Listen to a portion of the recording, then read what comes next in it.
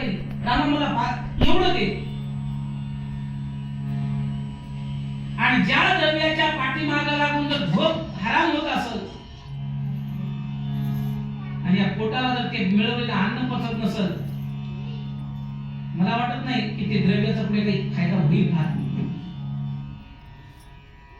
झोप लागत बस.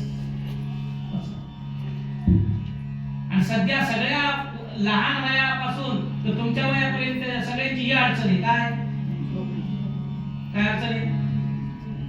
झोप न येणे आणि खाल्लेलं किंवा खाता न येणे. लोकांचं काय सांगावं, आमचं ते